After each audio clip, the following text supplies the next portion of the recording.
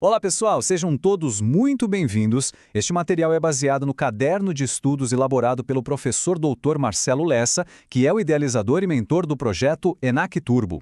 Hoje a gente vai analisar o caderno número 1, que trata de um tema quente, a revolução digital no protesto de títulos, com foco total na Semprotot e na nova lógica dos emolumentos. Se você está se preparando para concursos de cartório, saber disso não é só importante, é decisivo. E vamos começar com a mensagem principal, aquela que o professor Lessa sempre reforça. O protesto, como a gente conhecia, acabou. A transformação é total e ela tem 3 características que a gente precisa cravar na memória. É digital, é de âmbito nacional e, o mais importante de tudo, é obrigatória. Não tem para onde correr. Exato. A questão não é mais se vai mudar, mas sim como essa mudança funciona na prática. E o coração de toda essa revolução é justamente a criação de um sistema centralizado, uma plataforma que veio para unificar e padronizar tudo. É ela que dita as novas regras do jogo para todos os tabeliões do Brasil. E essa plataforma tem nome, né? É a famosa Semprot, a Central Nacional de Serviços Eletrônicos dos Tabeliões de Protesto. É bom pensar nela como se fosse a espinha dorsal de todo esse novo sistema. Não é só um site, gente. É um ambiente oficial onde todos os serviços eletrônicos de protesto acontecem, seguindo um padrão único no país inteiro. Tá tudo lá no artigo 41A da Lei 9492. E aqui vem o ponto que mais cai em prova e que mais gera dúvida: a adesão. Muita gente ainda acha que pode escolher, mas não pode. Como o professor Lessa sempre alerta, a adesão à Seniprotec é compulsória e imediata. Não é uma sugestão, é uma ordem. E quem não cumpre comete uma falta grave e vai responder por isso disciplinarmente. A FGV adora esse tipo de detalhe.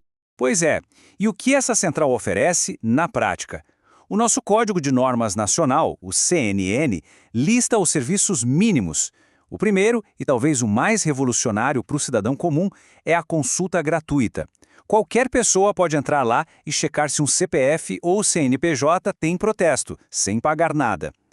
Além disso, tem a anuência eletrônica, que facilitou demais o cancelamento do protesto, o edital eletrônico e a integração com o SERP, que é o Sistema dos Registros Públicos, ou seja, está tudo conversando. Isso aí. E agora que a gente já entendeu a parte da tecnologia, vamos para o segundo pilar dessa revolução, que é onde o bicho pega, o dinheiro. A forma de remunerar o serviço, os emolumentos, mudou da água para o vinho. E aqui, pessoal, a atenção tem que ser redobrada, porque cada detalhe é uma questão de prova em potencial. E o ponto de partida é o básico do básico. Qual é a natureza jurídica dos emolumentos? O STF já bateu martelo sobre isso há muito tempo. Emolumentos são tributo, da espécie taxa.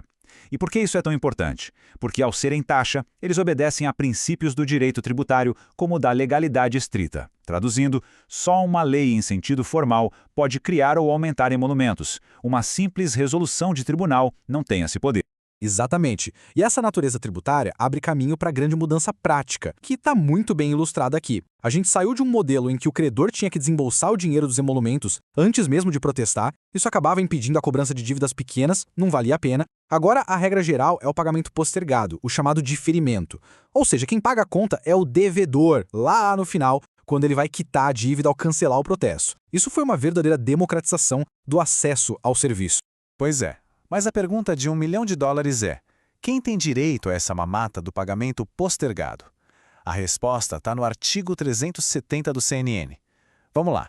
Instituições financeiras e o poder público, para cobrar suas dívidas, sempre têm esse direito, não importa se o título é velho ou novo. Já para as outras pessoas, sejam físicas ou jurídicas, a regra de ouro é o tempo. Se o título venceu há menos de um ano, o pagamento é postergado. Mas se já passou de um ano do vencimento, aí não tem jeito. O credor vai ter que pagar os emolumentos adiantado. Essa regra de um ano tem que estar na ponta da língua. E tem mais, a lei também deu uma forcinha para os pequenos. As microempresas e empresas de pequeno porte, as EMS e EPPs, ganharam regras especiais. Elas são isentas de algumas taxas que iriam para o Estado ou para o Tribunal de Justiça. E um detalhe muito prático, que a FGV adora: o tabelião não pode exigir que elas paguem com cheque administrativo ou de emissão bancária. Tem que aceitar o cheque comum da empresa. E claro, o ato só se confirma depois que o cheque compensar.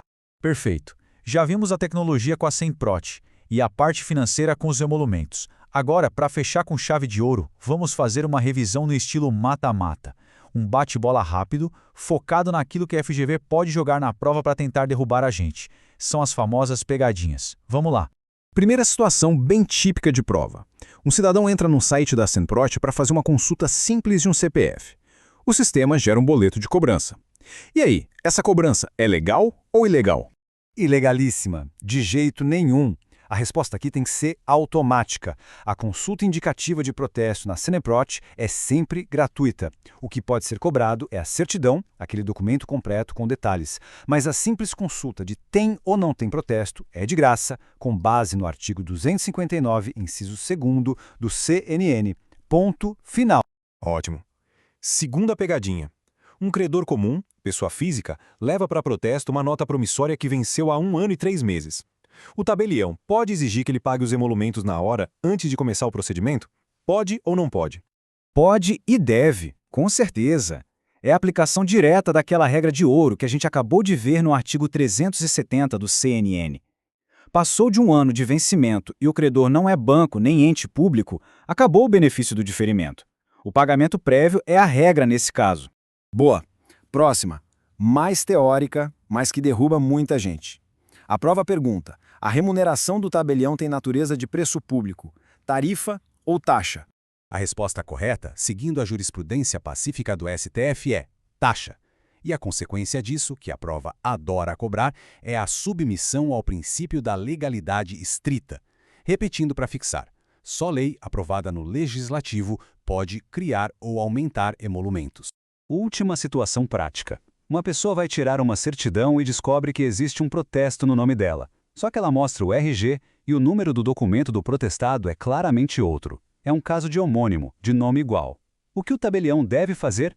Mandar a pessoa entrar na justiça?